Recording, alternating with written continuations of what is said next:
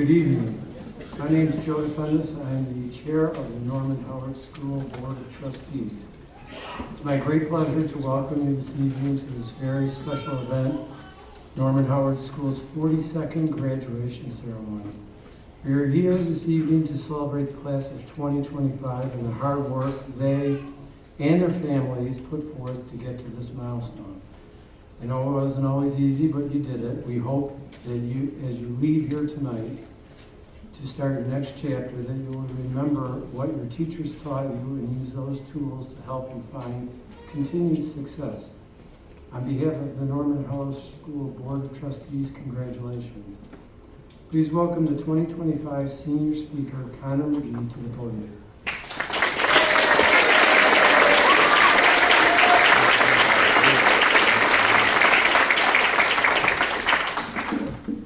Good evening, everyone. Teachers, families, friends, and fellow graduates. Today is a day we've all looked forward to for years. A day filled with celebration, excitement, and maybe even a little fear about what life looks like after today. But before my peers and I step into the next chapter of our lives, I want to take a moment to share a part of my story of how I got here. When I was really young, I found out I had learning disabilities. Then at just 7 years old, I was diagnosed with stage 1 brain cancer. That news didn't just affect my health, it changed everything. From that point on, I started carrying more into school than just books and notebooks that were in my backpack. I carried doubt, I carried fear, and I carried lots of questions I did not know the answer to. And accepting all of that was really hard. There were moments in my life where I honestly couldn't even find the answers to those questions. There were days when just showing up felt like an accomplishment to me. But somehow, with support, determination, and a little bit of sarcasm, I kept going. And now I'm here. We are all here.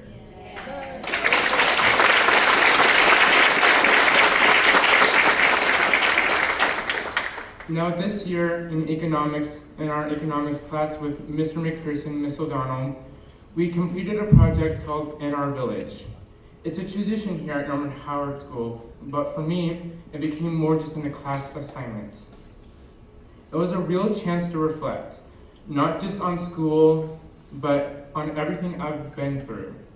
It helped me see how far I've come, how much I've grown, and how much I've learned to try and pull through my struggles. And I'm not standing here today despite my challenges, I'm standing here because of my challenges. Every obstacle shaped me, every doubt taught me to believe in myself a little more. So here's some advice to my graduates from one of my favorite artists, Taylor Swift. They love her too, guys, don't worry. In your life, you will inevitably misspeak, trust the wrong person, underreact, overreact, hurt the people who don't deserve it, overthink, not think at all, self-sabotage, create a reality where only your experiences exist. And then deny any wrongdoing, not taking the steps to make it right, feel very guilty, let it eat at you, hit rock bottom, and finally address the pain you've caused. Try to do better next time, rinse, repeat. There will be times in your life where you need to stand up for yourself. Scary news is, you're on your own now. The cool news is, you're on your own now. You will screw it up sometimes, so will I. We will grow more resilient because of it. And those were words of Taylor Swift. So to my fellow graduates, let's move forward with pride in everything we lived through. Our stories, no matter how tough, are a part of who we are, and they've made all of us stronger. What we faced doesn't hold us back. It's what pushed us forward. And as we step into what comes next in our lives, let's hold on to this truth. The best part of our journey aren't behind us. They are still ahead. So thank you and congratulations to the class of 2025.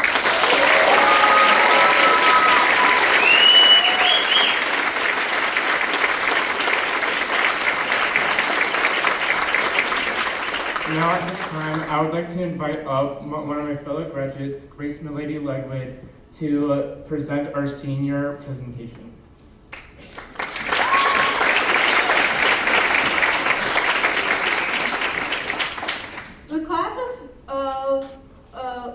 The senior class would like to thank someone who has always been there for us. Miss O'Donnell has helped us, keep us laughing, kept us organized, put together an awesome senior trip, and an amazing senior banquet. We would not have done this without her, and so the class of 2025 would like to give Miss O'Donnell this token of our appreciation for all that she has done. Thank you, Miss O'Donnell.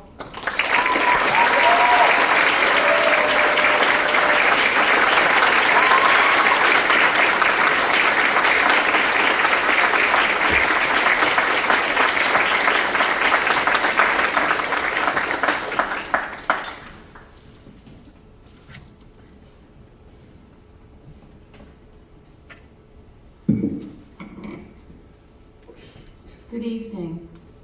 I'm Rosemary Hodges, the Norman Howard School Director of Education. Tonight, Nick Farnoli, Director of Students, and I have the pleasure of introducing you to the class of 2025. Before we get started, we would like to acknowledge the CEO of Education Success Foundation, Joe Martino, and the Norman Howard School Board of Trustees. We are happy to have you with us here tonight to celebrate the achievements of our graduates.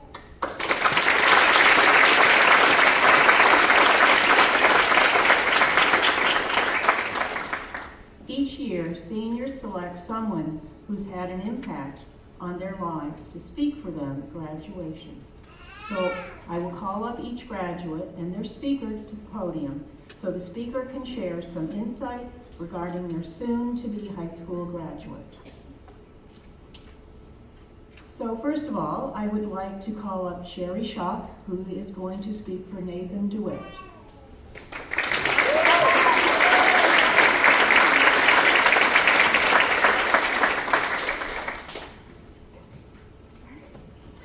This amazing young man standing next to me is Nate, one of the many kids on the stage that I had when they were in 7th grade. We journeyed through online learning together in 2020. You guys remember that? Good times, good times. It was that year when I first caught a glimpse of Nate's acting skills. It was not in a play or a musical though, it was during our online ELA class. I read aloud the City of Ember novel to the students and would stop periodically to ask some questions. Nate always responded with accurate answers and even nodded his head or added a every now and then. If I didn't look at my screen, I would have totally thought that he was fully engaged in class. Yet when I looked at him, his eyes didn't seem to be looking at his computer screen. And then I saw the reflection of his TV in the framed picture above his head. And guess what was on there? Do you remember, Nate? Yeah, it was Minecraft. So I had a little chat with him about that, and he agreed that he would keep that to playing after school hours. And in true Nate fashion, he flashed his mischievous smile at me and said he would show me how to build a hobbit hole in Minecraft. And then he did, and I can build it all myself now. Nate is an amazing musical talent. He has been in many performances, but tonight I want to showcase 3 of his roles that represent who he is: Peter Pan, Shrek, and Willy Wonka. I was blessed to see him perform in all 3 of these shows. If you know Nate, you know how childlike he can be. Peter Pan never wanted to grow up, and I think Nate holds that same hope. Sorry, bud. I've seen this time and again during our photo chair trips on Fridays. We went to the Rochester Museum and Science Center, where he jumped into the kids' fossil digging site and was promptly covered with the rubber dirt of the dig site by his fellow students. Once fully covered, he slowly rose from the ground, laughing to the point of getting some of those germ-infested pieces in his mouth. It made for a great video, of which I approve, and just like Peter Pan, he would lead other children to join him in his shenanigans. Nate also played Shrek, the lovable, honest ogre with a questionable understanding of the social expectations amongst humans. Nate, although not ogre-like in appearance, can be like this particular ogre in that, like an onion, they both have many layers. Nate can be silly, outgoing, burpy and farty, But he can also be encouraging, leading, and not so stinky. He has mentored several younger students in both photography and music who have helped become better at their art because of Nate's encouragement. Even more importantly, Nate helped others to find their self-confidence, embrace who they are, and feel like they belong. Nate's final performance at NHS was as Willy Wonka. Wonka chose to see the good in people and wanted to make people happy with his candy concoctions. Nate also can see the good in people, even when they can't see it in themselves. And he just wants people to be happy, to not get caught up in the drama of life. He may not realize it, but there were many times when others, including myself, would pass Nate in the hallway and he would smile at them, say something encouraging or hilarious, and change their whole day. So Nate, thank you for being who you are, and congratulations. I would say you're going to go out and change the world, but you already have.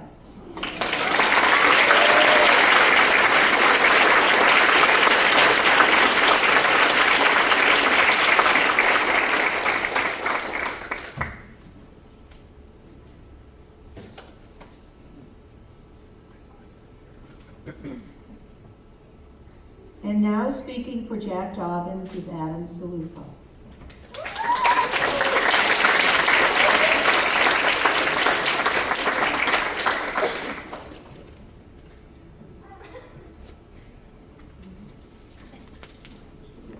Hi, Jack. Don't say that on a plane.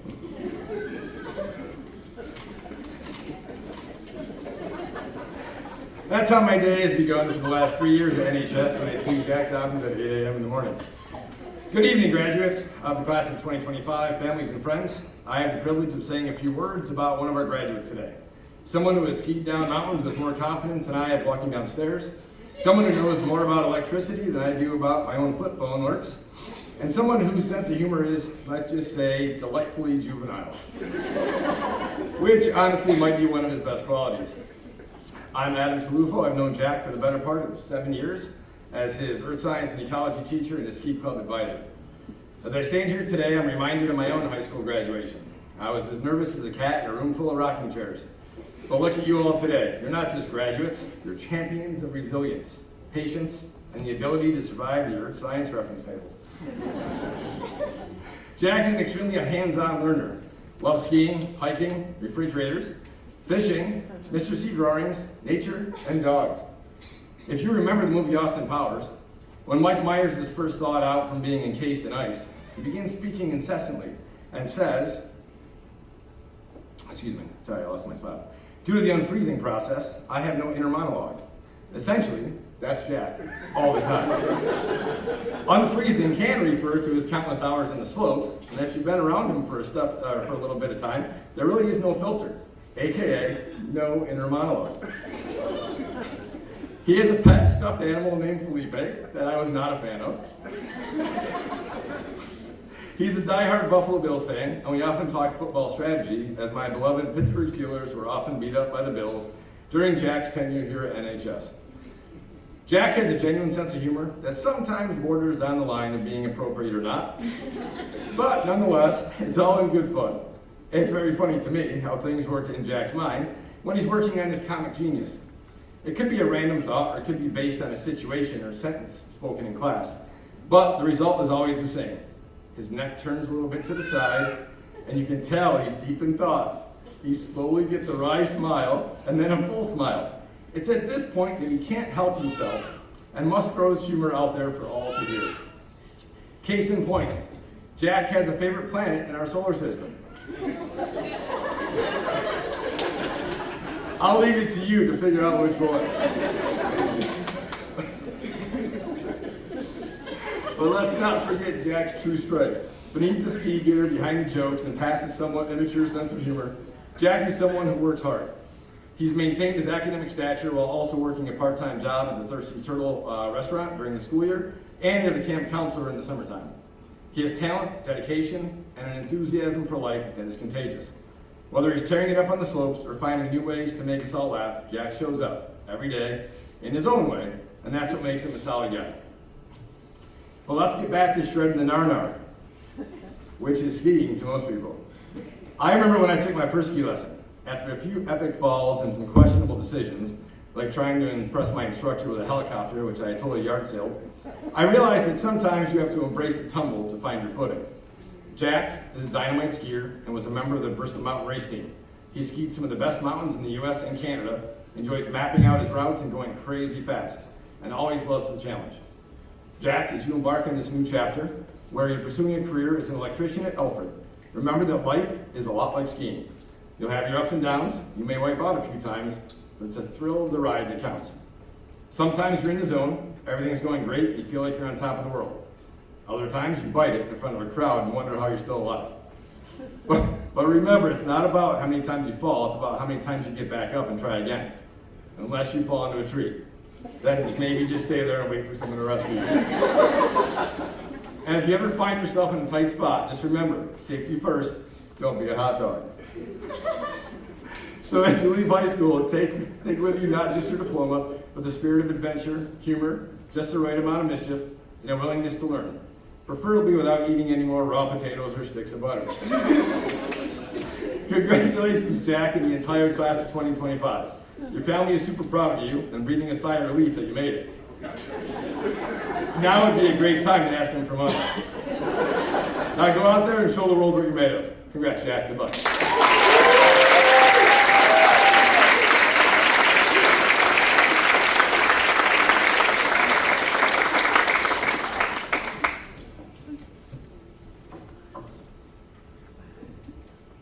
Speaking for Julia Foster is Sadie Scruggs.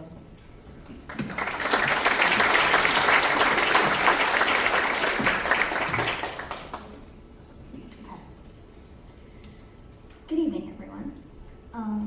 I didn't teach Julia this year, but once you've taught Julia, you never really stop. She was in my very first group of students. I was still figuring out how to be a teacher, and Julia was already fully herself. Loud, sharp, endlessly curious, and somehow always balancing a sense of justice with a side of french fries. She walked into my classroom like Spencer Shea from iCarly, creative chaos, unmatched energy, and the vibe of someone who might be secretly building a sculpture out of spaghetti in their free time. I was her writing teacher, and let me tell you, Julia didn't just write well, she lived like a writer. She noticed everything. She questioned everything. She talked about her favorite band with absolute devotion. And yes, she thinks the lead singer is kind of cute. But even that came with analysis and passion and spark. Julia doesn't ask to be heard. She assumes her voice deserves space. And she's right. She speaks up. She challenges the moment. She advocates for herself, for others, for what's fair. And that's what real feminism looks like. Not just ideas, but action. Julia shows up. She speaks the truth, and she means it. But even with all that fire, there's something beautifully unshaken in her. A childlike sense of wonder. A belief that people can be good. That joy can be found in a hallway hug, a weekly Happy Friday poster, and a well-timed Jetson appearance. That asking about my cats every day for 2 years straight is a small but sincere act of care. Julia holds so much love in her heart, and that's hard to come by in a world like ours. She believed in me before I really believed in myself. Julia made me a better teacher, and honestly, a better grown-up. I know teachers are supposed to teach the students, but sometimes I think we learn just as much from them. So here's to Julia for showing up, speaking out, rocking aloud, writing true, and reminding us that fierce and open-hearted can live in the same soul. Congratulations, Julia. Don't shrink, don't dim, keep being exactly as much as you are. The world needs it. Come see me when you can. Until then, I'll be sitting by the radio, waiting to hear your songs. Spencer Shea.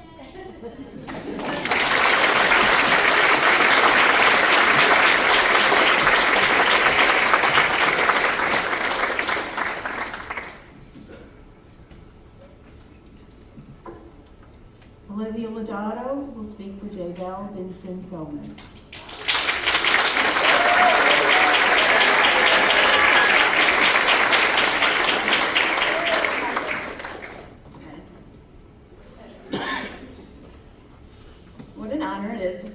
Daybell's behalf tonight. Daybell will always hold a special place in my heart. He was my first student that I met in my first class here at NHS. Daybell has come such a long way since I first met him. From shoulder shrugs, to head nods, to one-word answers, to daily visits and life updates. I have watched him grow into an amazingly talented young man. One of my favorite memories was when we went to Nazareth College to watch the play Frindle in 6th grade. Do you remember this? Oh, well, I'm going to remind you. The play was set in a school, and it was based on a book by Andrew Clemens. At one point, the teacher is disciplining her students, and one of them points out the teacher's look. Daybell, who was sitting next to me, nudges me and says, "You have that look." It's scary, and when you give me that look, I know I'm in trouble. To this day, whenever I have to give that look, and it's often, I think of Daybell and slightly thank him for making it a permanent staple in my classroom. Even though he's no longer my student, I still get daily visits, most of which had ulterior motives, raiding my candy stash. I am not sure if he knew it, but this was the perfect time for me to check in and give him some unsolicited advice. This year was extra special. Daybell was in the culinary program at BOCES and would bring me wonderful goodies. It was the favorite part of my day, especially with all the pregnancy cravings, so thank you. I've got to say, Daybell is an excellent baker and has made some of the best cookies I've ever tasted. And I'm still waiting on that recipe from the dessert you brought me the other day. Daybell, I'm so proud of you, and I just want to say Happy New Year, or whatever unrelated holiday we're celebrating today. You have a wonderful future ahead of you, filled with lots of success, uncreased sneakers, and a snow dance that can't be beat. Want to show everyone? Oh. Real quick? Snow dance? No? Know that you will continue to wander through all of our memories, just like you wandered through these halls. Congratulations, Daybell.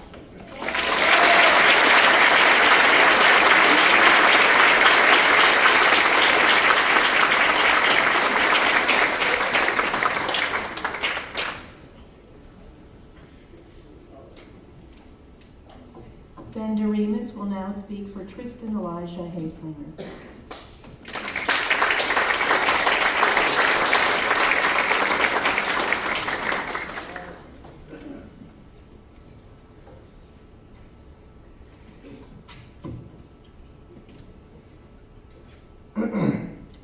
I've spent half of my life as an ignorant fool. I've never been the brightest knife in the drawer or the sharpest bulb in the box. Therefore, I think I know a thing or two about not knowing a thing or three. And on behalf of all of the ignorant people out there, I think we can and should do better. We should be more like Tristan Haflinger. Tristan, you're graduating. Nobody is surprised. You're one smart cookie. We need to be more like Tristan because Tristan does the research and asks questions. And if you think those skills are increasingly vital, you're darn tootin'. In a digital world overrun by deepfakes, AI slop, armchair experts, snake oil salesmen, and Dunning-Kruger victims, I take solace knowing Tristan is out there seeking the knowledge and the facts and not speaking overconfidently about under-researched subjects. When I taught Tristan in 10th grade ELA and writing, Tristan was already researching, analyzing data, and delivering college speeches on topics like neurodiversity with full PowerPoint presentations. You can imagine how this affected our relationship in a writing class where I was prepared to discuss topic sentences. Imagine you're a martial arts master and a new student enters. Lesson 1, proper jab formation. Mid-explanation, the student jumps up and roundhouse heels you in the jaw. What I'm trying to say is that Tristan Haflinger threw me a haymaker. Metaphorically, of course. I should also note that Tristan isn't a violent person, except for that one time in Glasgow. I'm kidding. Tristan is genuine, friendly, considerate, empathetic, and authentic. Tristan, you said you worry you appear detached and awkward meeting new people. Don't. You're completely approachable. At least you can smile. When I smile for pictures, I look like I got a hate letter from Santa canceling Christmas indefinitely. I couldn't have been happier or a lot humbler reading Tristan's first essay. Here was a person less than half my age, already so accomplished, intellectually inclined, saving me a bunch of Regents stress, and also putting my wardrobe to shame. Tristan dresses professionally, while my clothes look like they came out of a 50-cent vending machine. Tristan always looks clean and well kept. Meanwhile, I look like an old potato that rolled across a carpet covered in Crisco and cat dander. Tristan is far more ready for study and knowledge than I ever was at that age. Tristan has an enviable, intrinsic thirst for knowledge. I didn't value knowledge seeking until later in life, and it still shows. I'm 42, and I still don't understand what nutritional fiber is. The other day I asked the question, how does science, and of course I realized the question should have been, where does science? You should be proud, Tristan, we all are. There's a saying I've lived by, often attributed to Albert Einstein: don't listen to the person who has the answers, listen to the person who has the questions. You ask the right questions and pursue answers with curiosity and rigor. You can question assumptions and make a real difference in this world. One last piece of advice. We've both dedicated our learning to epistemological approaches, asking what we think we know. Though I'm entry level in philosophy, I know from experience that deconstruction and Socratic methods are enlightening, keeping us from the darkness of confident ignorance and keeping us humble. But too much makes you a little cuckoo. Conversely, too many people are probably certain about matters where maybe they shouldn't be.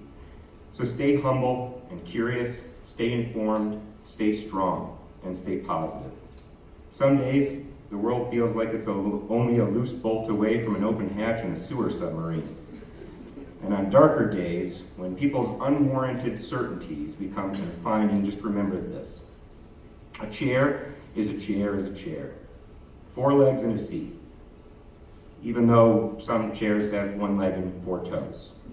And sometimes chairs have 3 legs and a seat, but we call them stools, which can also mean something completely different. What's the difference though? I mean, you use them both as a seat. What if I'm a fence sitter? Are fences seats? What if I use the chair to stand on while I hang a curtain rod? Is it also a stepping ladder? If I fall asleep in it, is it my bed? And if it has 4 legs and a seat, what does that make a horse? So I guess a chair is a horse, is what I'm trying to say. We will all miss you. I'll miss you dearly. The best of luck. Cheers.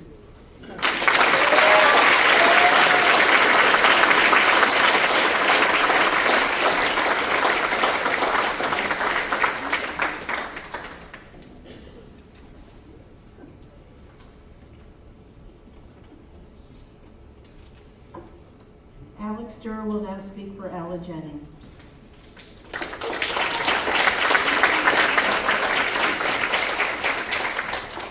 I think before I speak for Elle, I might need to let Mr. Doremus know that he's pretty great, because he had some pretty negative things to say about himself. He's pretty cool.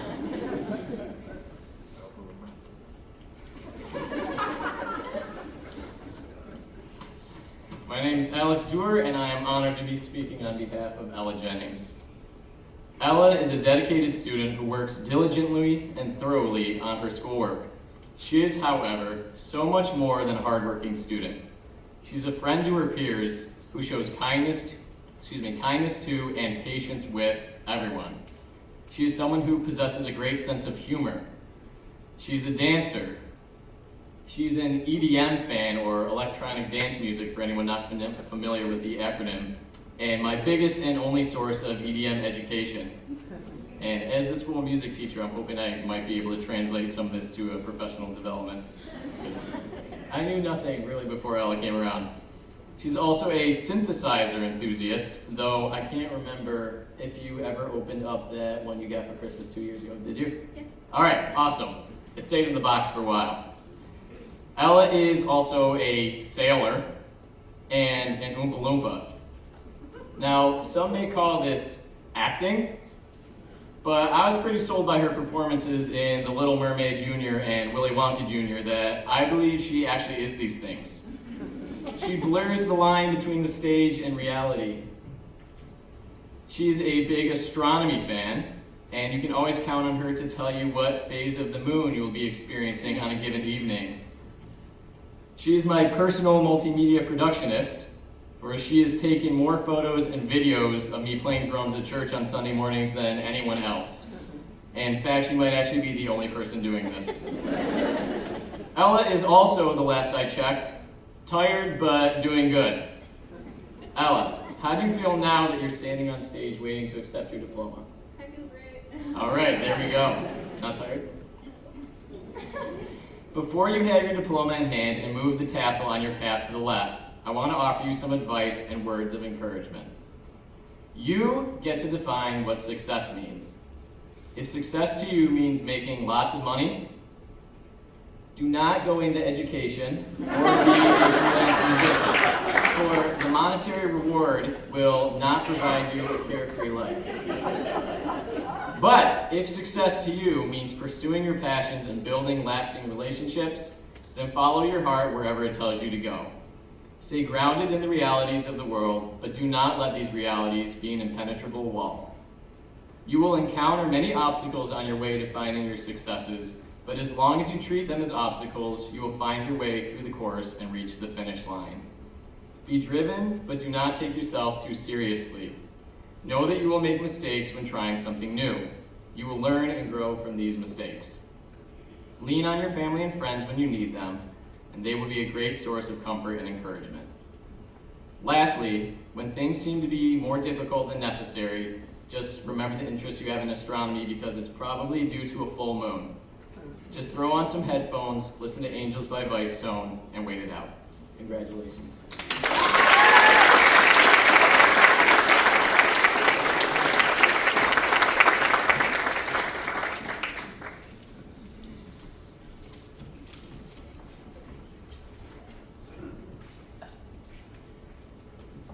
Speaking for Grace Milady Ludwig is Robin Cadetti.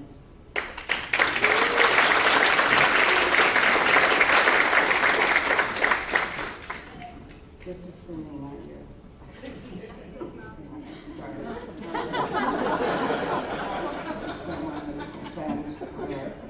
So, this is Grace Milady Ludwig. And when Grace introduced herself to me in 5th grade, she said, if you want to remember my name, just say Grace Milady Ludwig. Well, now I'm going to say Grace Young Lady. This is your night, your journey, borrowed from your essay. I took some. And your words tell it best. This is Grace before she came here. I always felt like I was drowning, and I couldn't get any air while all the other kids were swimming right past me. I honestly felt really stupid back then. It was so overwhelming. The school even put me in a class where we just watched bird videos. This is her saying, I have a hard time reading, but watching bird videos wasn't going to help me. I just felt misplaced. I didn't fit in anywhere. And then things changed. In 4th grade, my mom told me about a school for kids with disabilities just like me.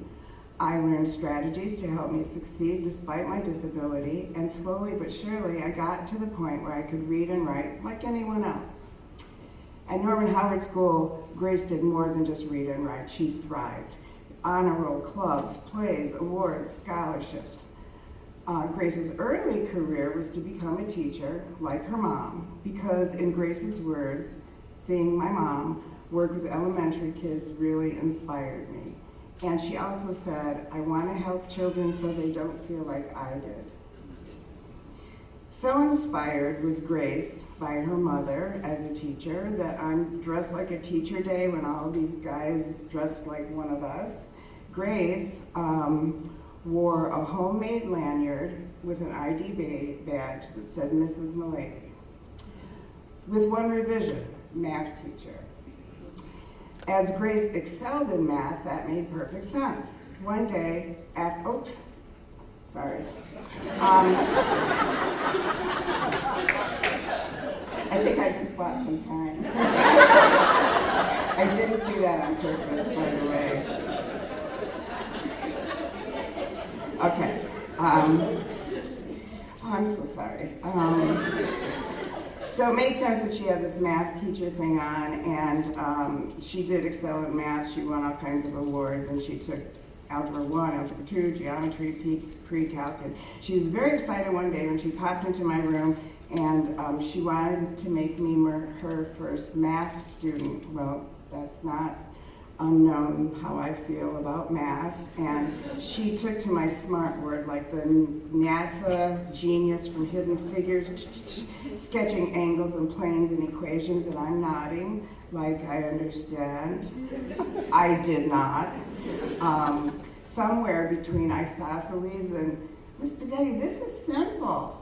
She saw my math stare and let me off the hook very patiently. Shortly after that, her career goal pivoted from math teacher to pediatric nurse. I felt a little responsible, but she graciously blamed the pandemic.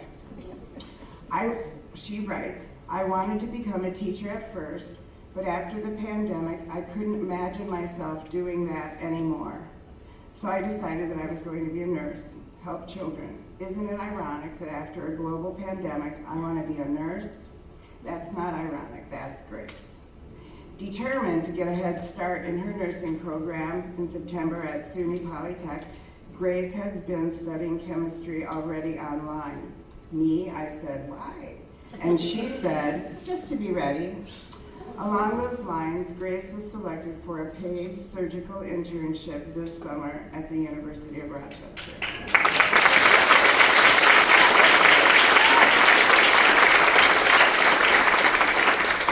Exactly the day that that's done, she heads off to her nursing program. So I have a few favorite memories, not much. Once, Grace gave me verbal directions to her grandma's and uncle's houses using Google Earth Street View.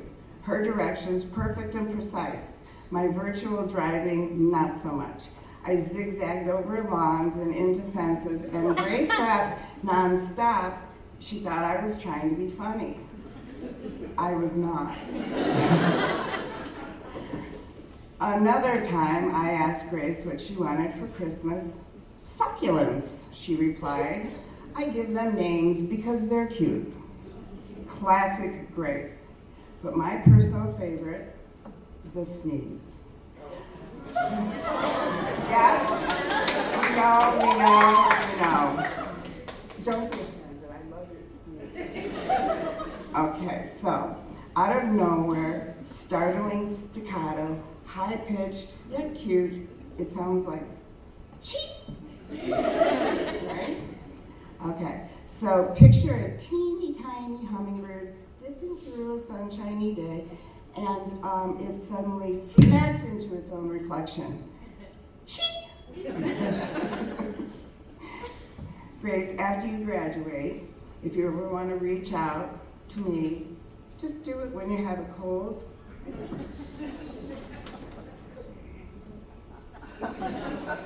You know what I mean. You know what would make me happy. Okay. So Grace's essay that I'm referring to started with the sentence, I grew up in a loving family. Proof, 2 messages in their words that I didn't have time to read. I put them in here. One is from your mom and dad, and one is from Gabby, Papa, and Grandma. And I just want to say that tonight ends one leg of your journey and starts another leg of your journey. The road ahead of you is wide open.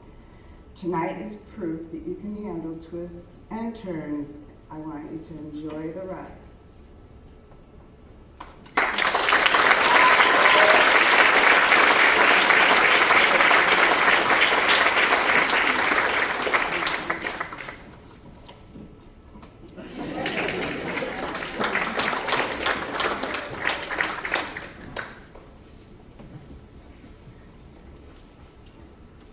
Sarah Ernestine will now speak for Connor P. McGee.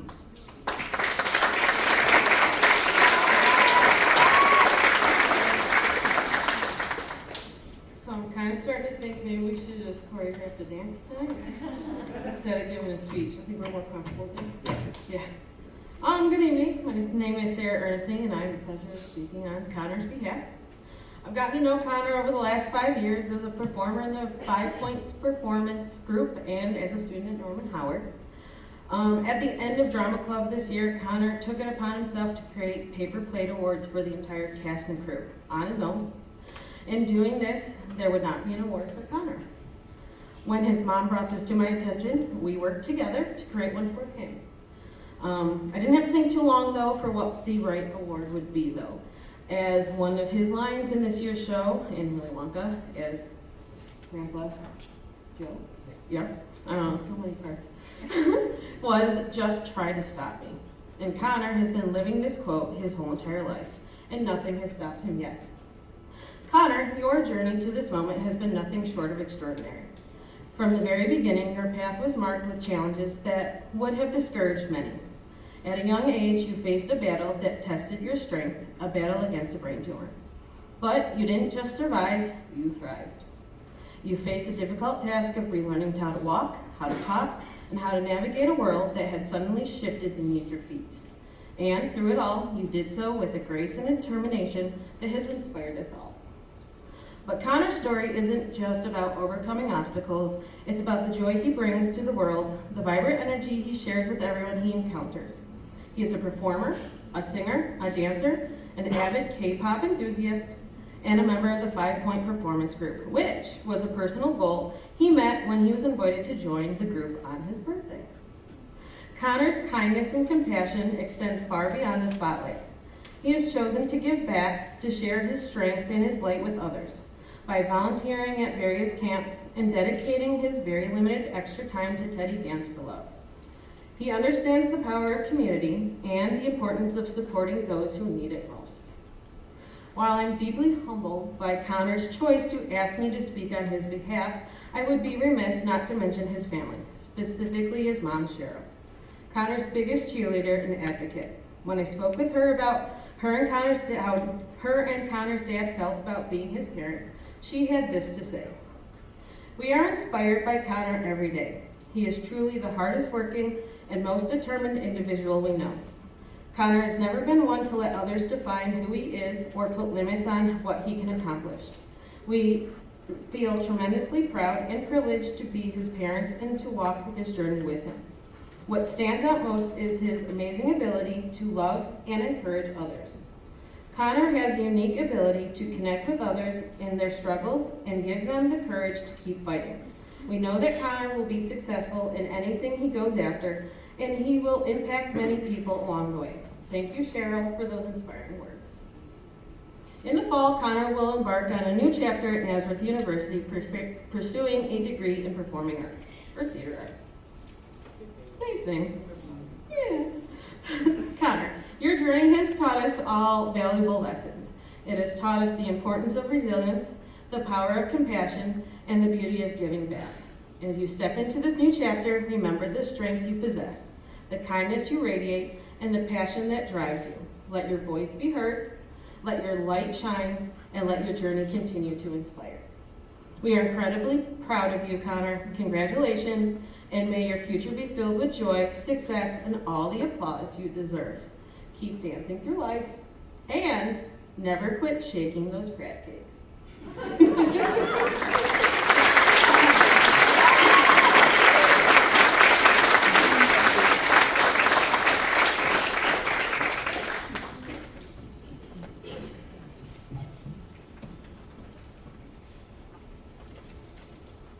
Paul Ambrose will now speak for Abram Morgan.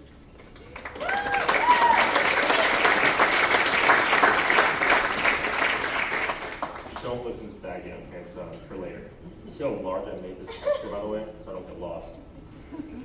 Good evening, everyone. My name is Paul Ambrose, and I am the TA for Physical Education here at Norman Howard. Tonight, I have the pleasure of speaking to you on behalf of a very special senior, Abram Morgan.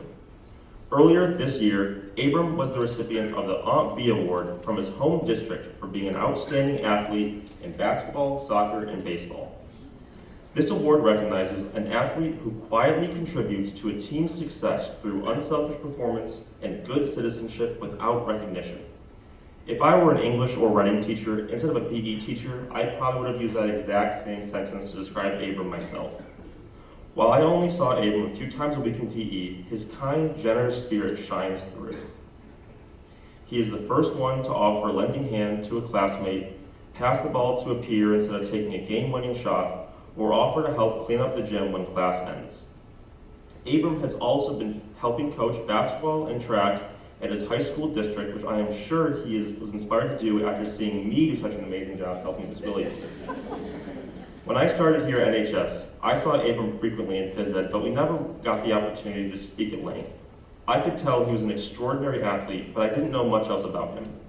Then, before class started one day, Abram walked into my office and began talking with me. We talked about everything that day, how he felt his senior year was going, his ideas and desires for the future, his dreams of becoming a great barber, and, of course, the sports he likes to play and watch. Most importantly, Abram and I both wholeheartedly agree the Indiana Pacers should have won the past NBA championship, but oh well. After graduation, Abram will be attending the Sharp Edges Barber Institute to become a licensed barber. I'm extremely proud of Abram for pursuing his dream, and I'm looking forward to checking with him approximately every 4 to 6 weeks. One of my favorite qualities that Abram possesses also is his endless love for his family. I regret not getting to know Abram sooner, because he truly is an incredible person. The qualities Abram possesses are rare in today's world, and regardless of what new challenges he decides to take on in the future, I'm confident Abram will be successful and achieve his dreams. Abram, it has been an honor speaking for you tonight, and I wish you the best of luck in your future.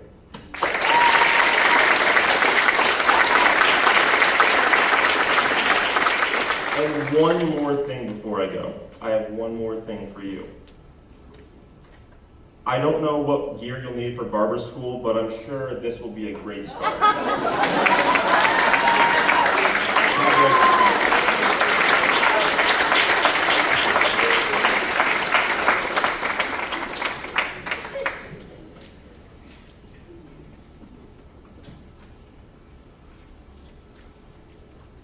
Speaking for Logan Munding is Santiago Briguez.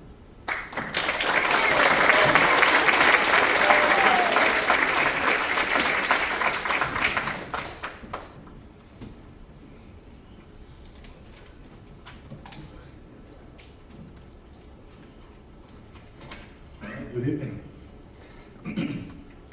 My name is Santiago Briguez, and I wanted to start by saying how very proud of you I am, Logan, and how honored I feel to have been asked to speak for you at the graduation ceremony this evening. I have taught Spanish to Logan and have been his advisor for the last 3 years. I still remember how surprised I was when, upon meeting Logan for the first time, he decided to share with me his knowledge of the Spanish Civil War. Being a Spaniard, I was pleased to have someone in class to talk about this chapter in the history of my country. As we got to know each other better, I soon discovered that Logan was not only interested in history, but also current geopolitical events. Eventually, we set up an informal routine during homeroom advisory when we would discuss the state of affairs in the world. Not too long ago, during one of those times, my wife texted me to give me the news that I immediately had to share with Logan. We had a new problem. Logan, not only are you bright, capable, and hardworking, but throughout our many conversations, I have also discovered that you have a strong sense of justice and fairness, and an immense dedication to family, faith, and community, characteristics that have remained constant during your time at the Norman Howard School. In Spanish, we have a term for people like you. We call them buena gente, good people, a person of integrity, kindness, dependability, and readiness to help. The closest term I have found in English to buena gente is really not from English, but often heard in English, and that is mensch. These qualities are why you were able to attain the highest honor in the Scouting, the Female Scout. Because of all of this, and your dedication and capacity for hard work, I am excited to see where you will go from here. And I know you will do great things in college and beyond. I am sure this will lead you to a bright future of success and achievement. So congratulations to you, Logan, for a job well done. Your efforts these past years have paid off, and I know that if you pursue your academic, professional, and life goals with the same dedication, passion, and curiosity that you display in other aspects of your life, you will be able to successfully tackle everything that the future holds in store for you. So good luck to you, Logan. You are ready to fly.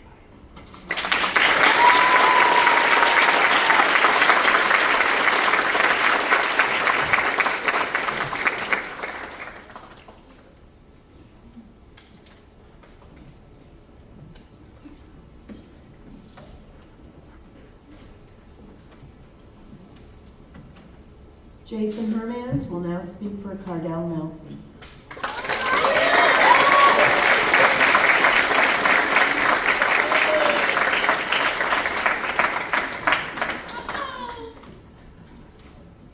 It is a great pleasure to speak on behalf of Cardell Nelson tonight.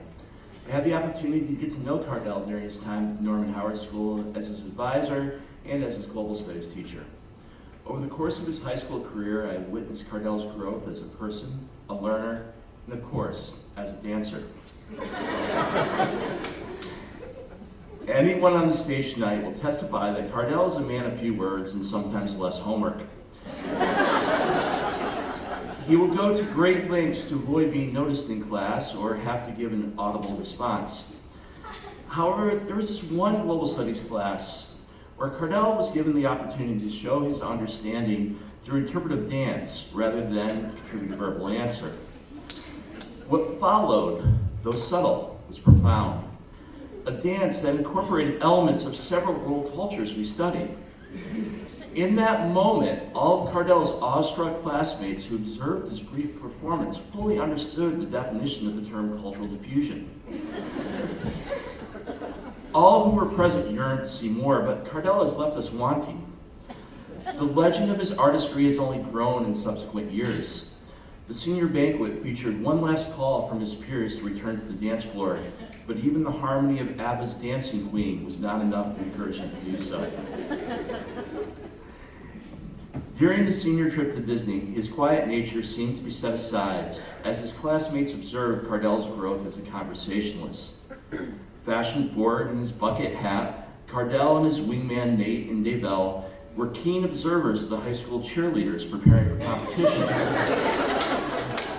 According to his peers, Cardell was heard to say, "There's ladies here.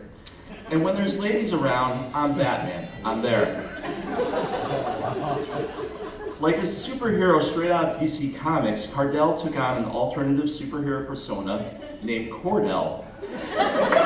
And his conversation skills swelled to superhuman levels. Apart from his legendary moves and his ability to woo the ladies of Central Florida, Cardell has made tremendous growth as a student over the years. It has been noted by several of his teachers that Cardell can reach back for something more when he needs just that little bit extra. Mr. McPherson once observed Cardell leaning back as far as humanly possible in his chair, looking for the knowledge from the stars. His impressive balance rocking back in his chair further exemplifies the grace that garnered Cardell the nickname Tappy from his peers. Physical education was Cardell's favorite class because, as he said very succinctly, he was always moving. In the classroom, Cardell's confidence as a learner grew alongside his reading and writing skills, and we saw tremendous growth through the years. Cardell has experienced further success in the automotive technology program at BOCES, and he would like to pursue a career as a mechanic and maybe own his own shop someday. Cardell would like to thank his family, and in particular his mother Rosa, for all the support and encouragement he has received over the years. His mother has been the rock that holds him to task and motivates him to give his best effort. He would also like to thank all of his teachers, stating that he's very grateful for all the help he has received over these years. Cardell, we are all proud of the young man you have become. The dancer Martha Graham stated, "Great dancers are not great because of their technique, they are great because of their passion." Whether it's through a career in the automotive industry or another area of interest, I encourage you to pursue what motivates and inspires you in your future endeavors. I'll close with another quote from a famous dancer, Fred Astaire, who said, "Do it big, do it right, and do it with style, with or without the bucket hat." Goodbye, Cardell.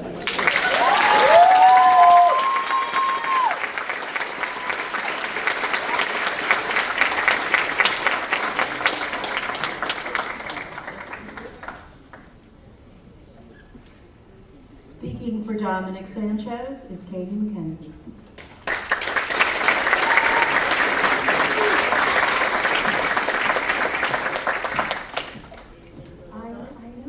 I don't know. I guess we'll see. He thinks I'm gonna cry, and it could happen.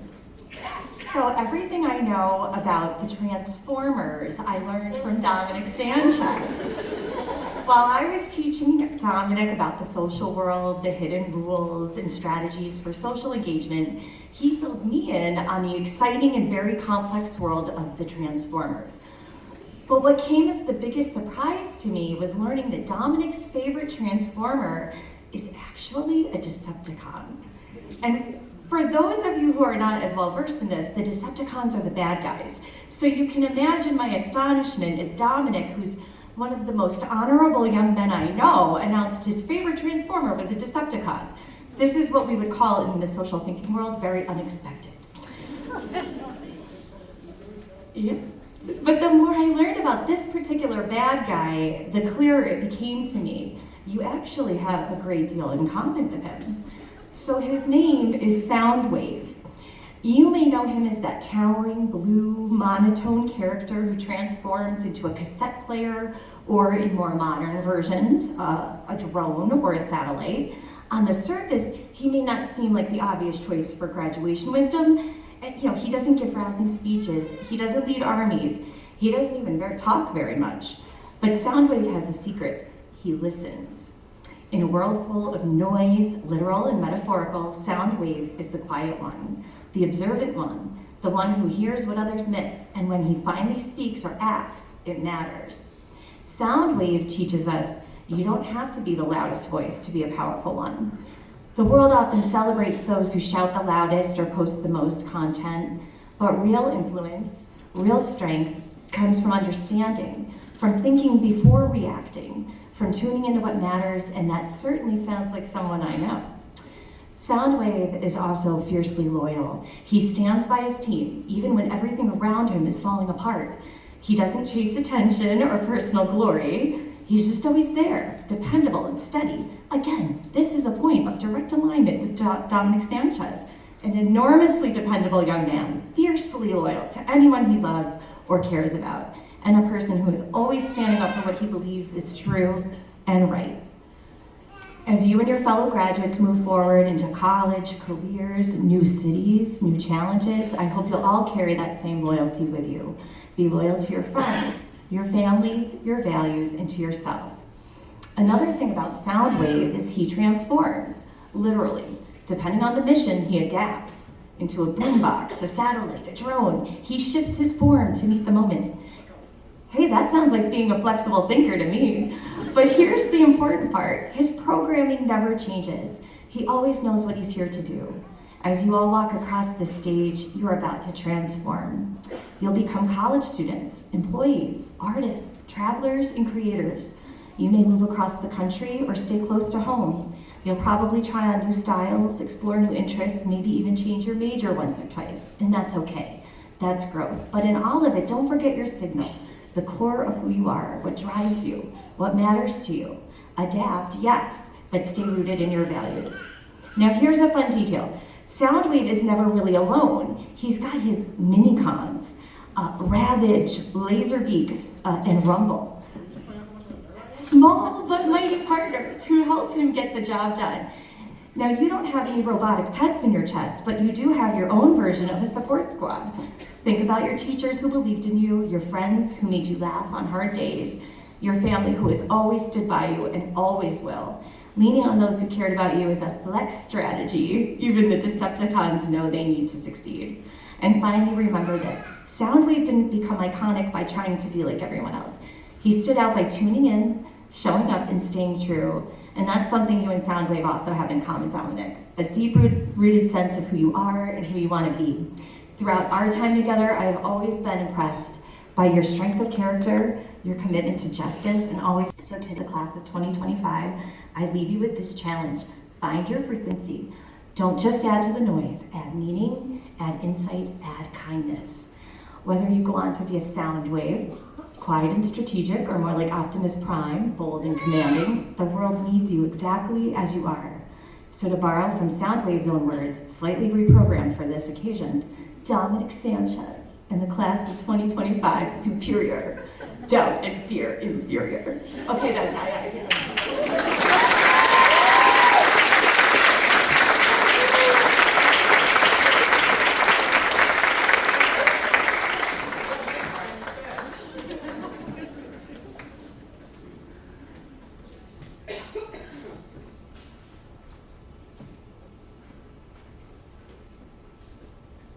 Phil Humphreys will now speak for Elijah Silva.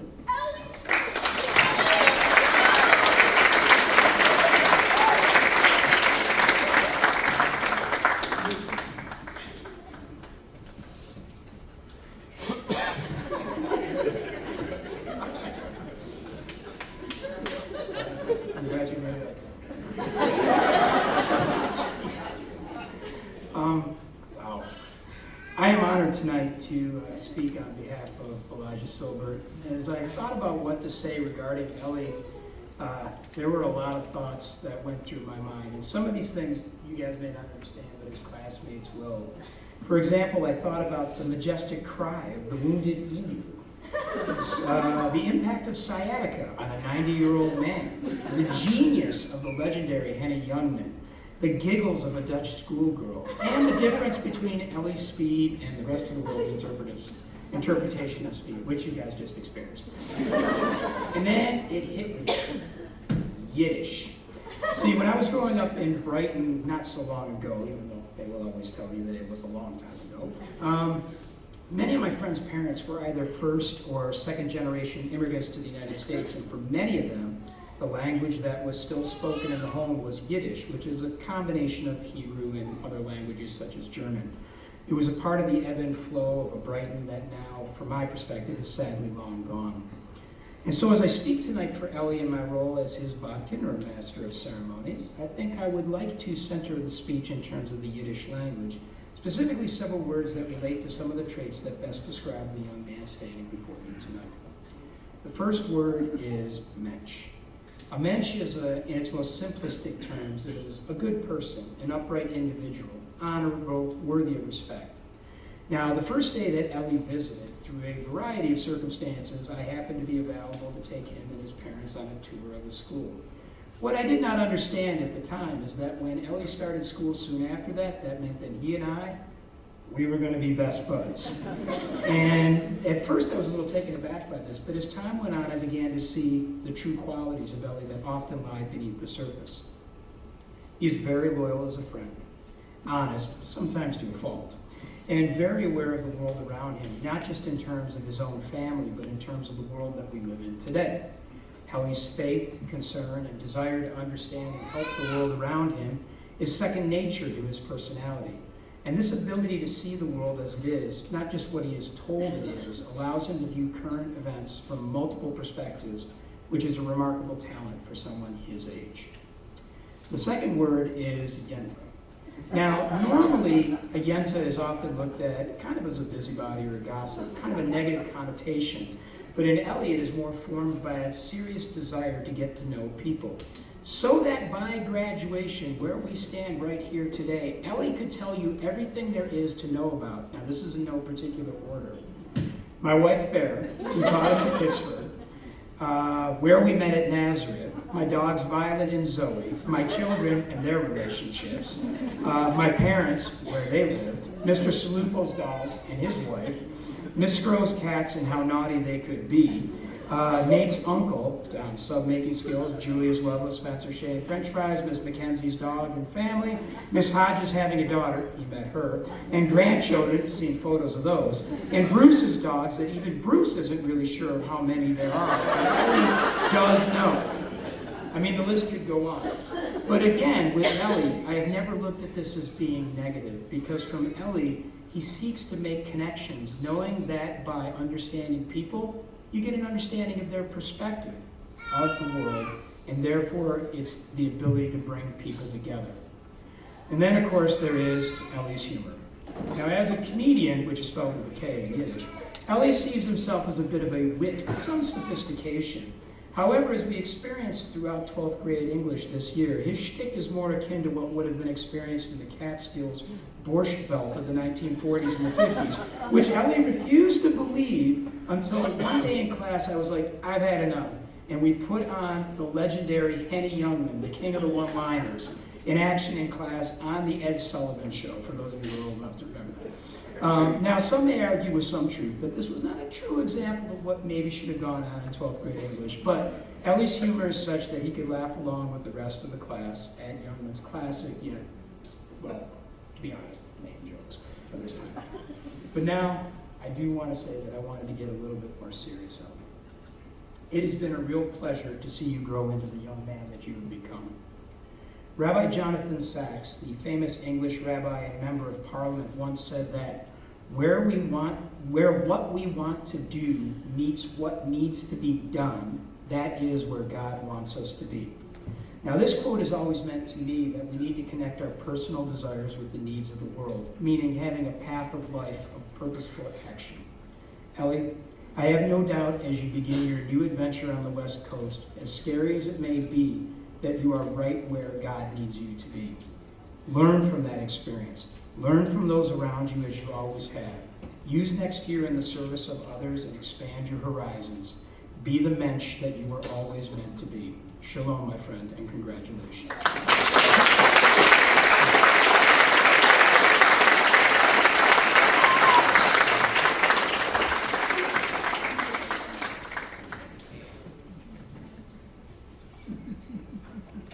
Speaking for Antonia Washington is Aaron Piscucci.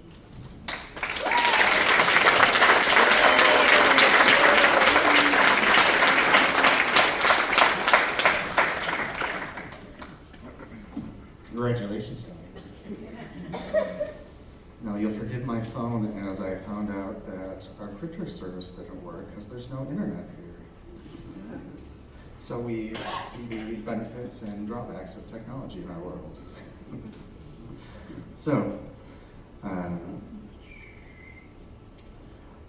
met Tony last year, and I learned two things very quickly about him.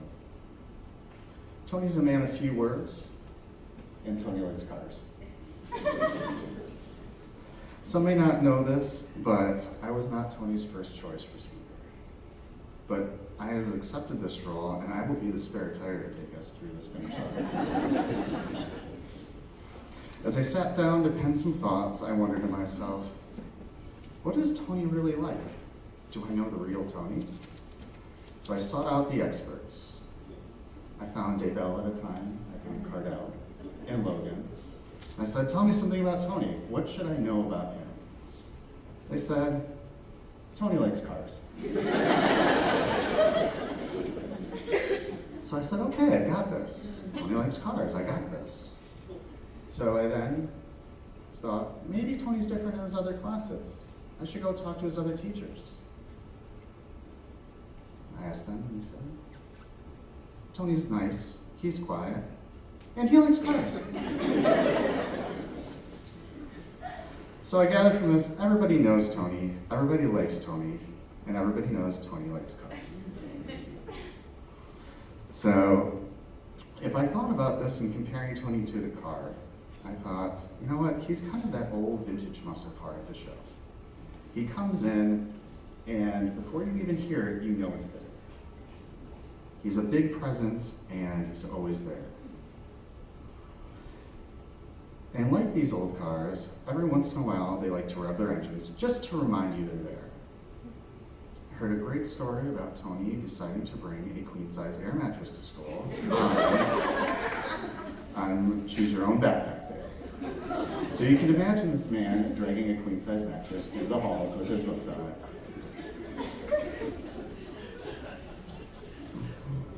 All right, seriously though, as quiet as Tony is, there's a lot going on under the hood. A true sleeper, if you will. In other aspects, Tony is like a Honda Civic. He's loyal, dependable, and he cleans up nice. Should have seen him on prom night. When Tony settled on a career path, his teachers noted a change in both his effort and focus in school, and this was all for the better. I have to agree with the rest of the staff when I say that, Tony, you can truly do whatever you want. When you decide, it's within your grasp. So I'll end this with a note from the person who probably knows Tony the best, his mother. Tony is a true blessing. His sense of humor, his huge heart, and resilience are inspiring. His joy is contagious. No matter what kind of day you're having, he finds a way to bring laughter into the space to lighten the burden. His love is abundant and unprejudiced, making him one of the best humans I know. While he's reserved, when he opens up, he becomes your favorite person very quickly. Fall down 9 times and get up 10 is what Tony's personality is. However many struggles he faces with, he meets them head on. Proud is an understatement when it comes to how I feel about his accomplishments. He looked adversity straight in the eye and went blow for blow, finishing victorious. Tony, we are so proud of you, and I wish you luck in your endeavors in your future career in automotives.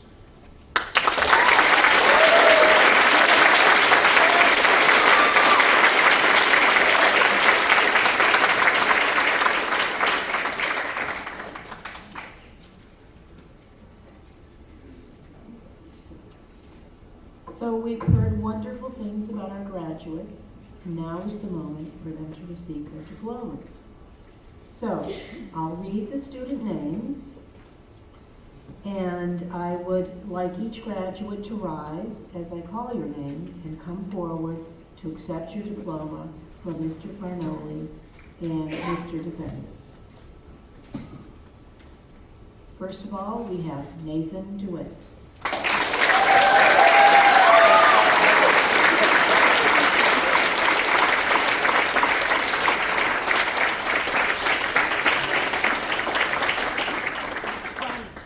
Jack Dobbins.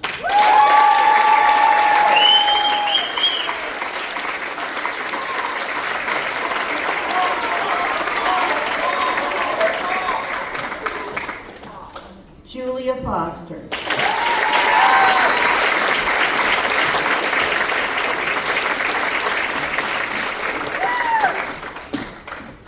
Daybell Vincent Gomez.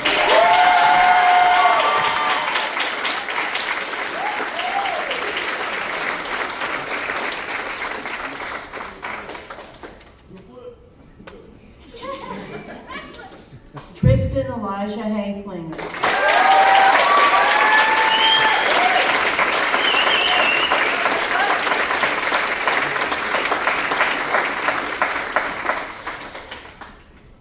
Ella Jennings.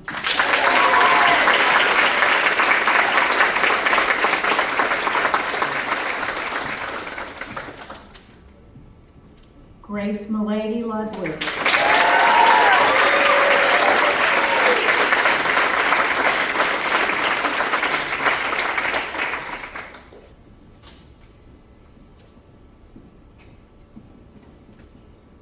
Connor McGee.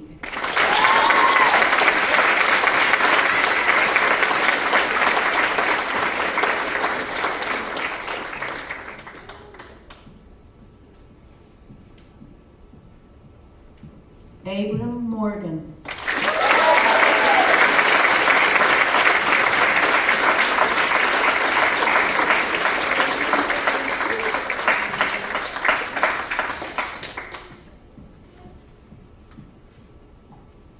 Logan Munding.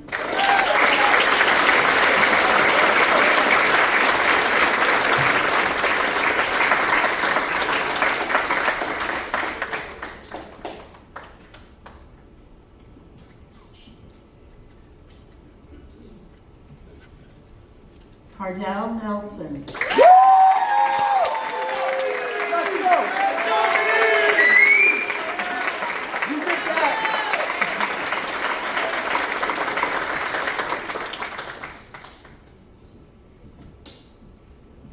Chubby!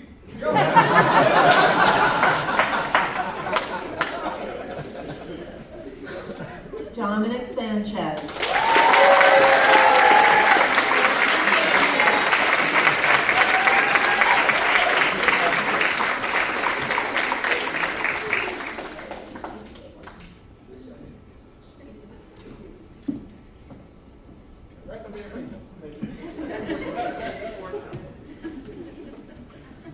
Elijah Silver.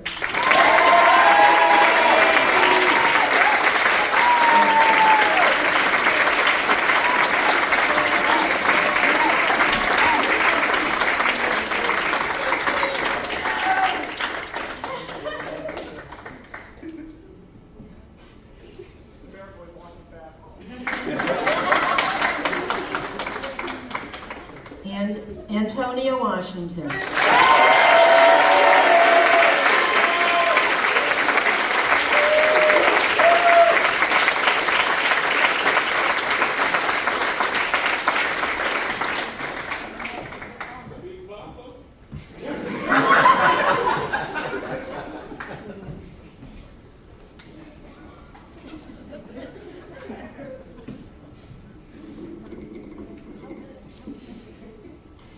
Hi everyone, I'm Nick Farnelli, Director of Students here at Norman Howard, and I want to thank you all for joining us tonight for this special celebration.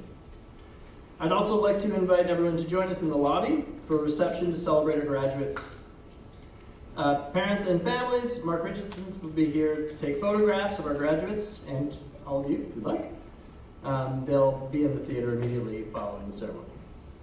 If you'd like a family photo taken with your graduate, please either stay seated or come back into the theater before you leave. So, at this time, graduates, please rise.